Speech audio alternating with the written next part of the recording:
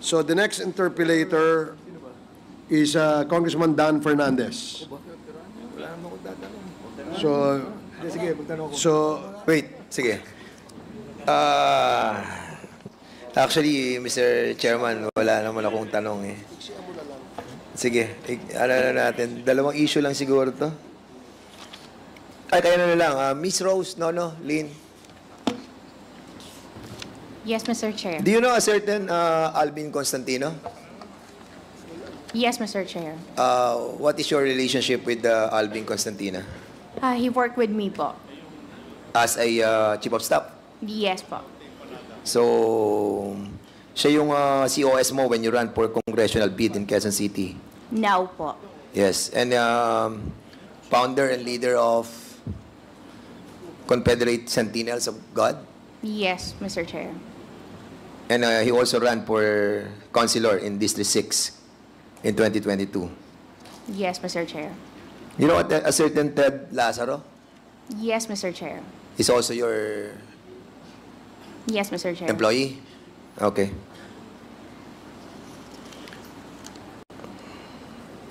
Yung bang pangalan ng asawa mo is Sean Wei Lin or Lin Sean Wei. Alam mo, actually, nagugulo ako eh. Anong pangalan talaga? Mr. Chair, yung last name po is Lin. Ang Lin. first name po niya is Wishong. Wishong. Yes po. Okay, so kanina sinasabi mo, hindi siya Alan Lim, correct? Yes po, Mr. Okay. Chair. So, Wishong Lin. So, ang Yes, tawag mo Mr. sa kanya Chair. pag nasa bahay is Wishong. May tawagan po kasi kami. So, hindi. I mean, pag tinatawag mo siya ng pangalan niya, anong tinatawag mo sa kanya? Wi o Shong?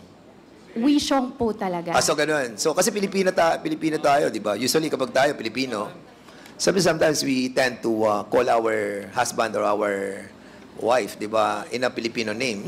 Really, di ba? Kasi Pilipino tayo eh. Alam mo, tawagan mong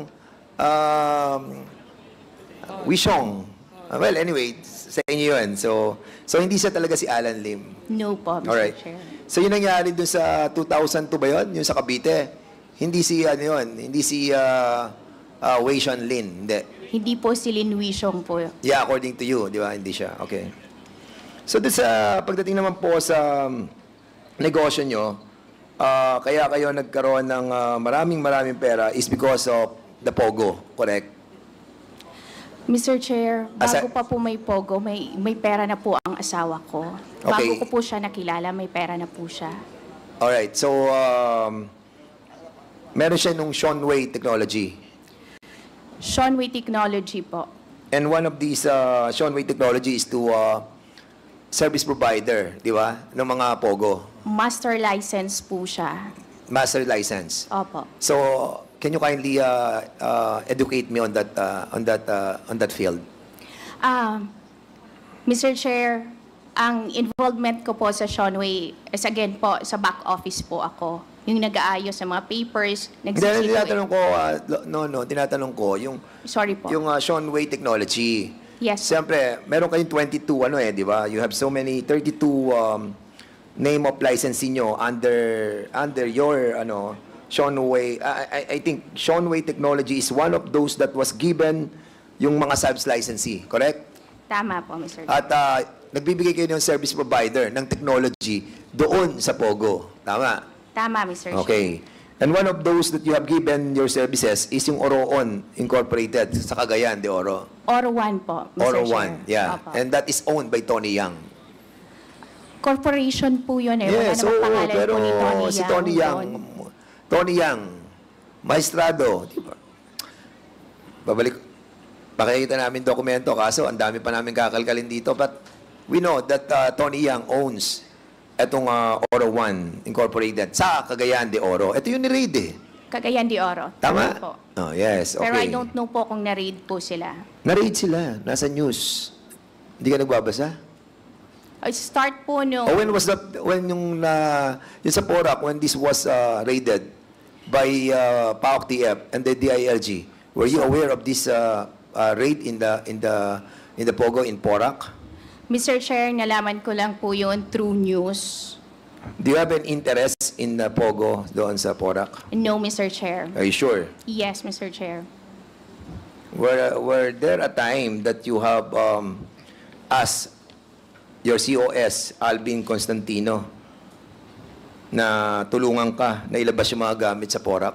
No, Mr. Chair. Wala Was po there- kaming business sa Porac Was po. there no communication between you No, and Mr. Alvin Chair. Constantino No, Mr. Chair. that you are asking him to find someone from the PNP to help you in order to release all your things, documents, and pertaining to assets in the Porac, Pampanga? No, Mr. Chair.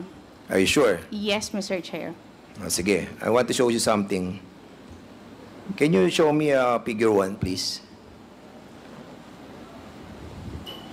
Ayan. Alvin, sino pwedeng tawagan sa Porac? Last time na binigay mo, okay naman. Pero this time, mga need namin kaming ilalabas. Hahanap po ako, ma'am. Then update ko po kayo. And that's Alvin Constantino. And magkano or kami na mag-uusap? Need ko ibang number. Pagpapakausap mo ako. Paggawa kay Ted.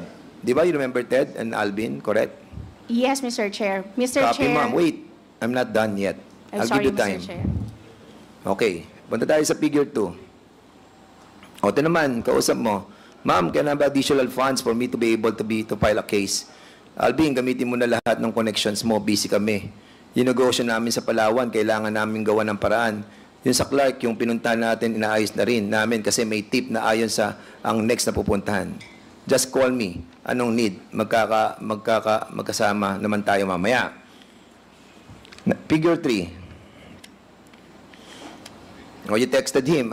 Any update? Ma'am, hinintay ko po yung regional director ng Region 3. Sige, ASAP. Si General Delbia, paasap ng number sa Viber at para sa staff ko muna. Tatawag sa kanya. Copy, ma'am. Hanapin ko lang po. Contact number. Send ko sa iyo. And then lastly, Alvin, may papalangalan ako sa iyong properties. But we need to talk with my lawyers. Lahat ng mga negosyo namin need matago yung ibang mga properties. Dahil mag-start ng mag-freeze ng asset sa Porac, may advance info naman tayo. May time naman ako para itago yon mga asset. Ipasok ko sa foundation yung iba.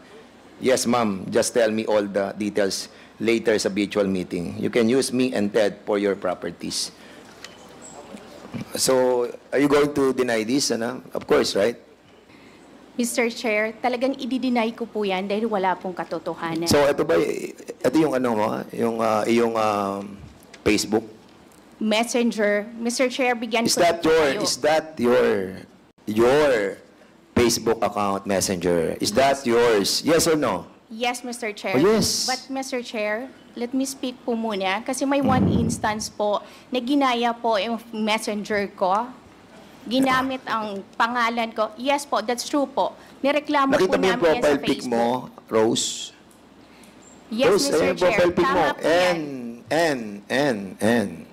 And all those in conversation with Alvin Constantino, that the same profile pic. Well, anyway, of course, you will deny it, correct? Dahil hindi po totoo yan, Mr. Okay, Chair. Mr. Chairman, will be inviting over Mr. Alvin Constantino and Mr. Ted Lazaro in the next hearing, and for us to find out the veracity of the of all of these. Well, allegation din naman to, ano, Rose. Yes, And Mr. we Chair. have to find out the truthfulness, ano, of this allegation as well. And how many licenses do you have? 35? No, Mr. Chair. One licensee and 9 service provider. Meron kayo meron kayo sa Cagayan, meron kayo sa Palawan, meron kayo sa Clarkfield. Kapalawan, we don't have po. Sa Mactan, Mactan, mayroon po before. Pasay, Pasay, mayroon po. Parañaque. Parañaque, yes po. Yes. Mr. Chair. You have, yes. Thank you po. Mr. Chair, sakali po ba na mapatunayan na ang ginamit po na messenger doon ay peke, maaari niyo po ba akong tulungan para ma-track po yon? Sure. Salamat Rose, po. No, don't worry. We will prepare transparent, and the very purpose of this hearing is to really find out the truth. Hindi naman po kami manggigisa ng tao dito kapag hindi po totoo. But of course, these documents that are being presented to us, the reason why we are trying to present this is to have the validation. Hindi naman po namin kayo pinipin down. But if ever na mapatunayan natin na hindi ito totoo, di mas maganda po para po sa atin lahat. Salamat, Mr. Chair. Alright.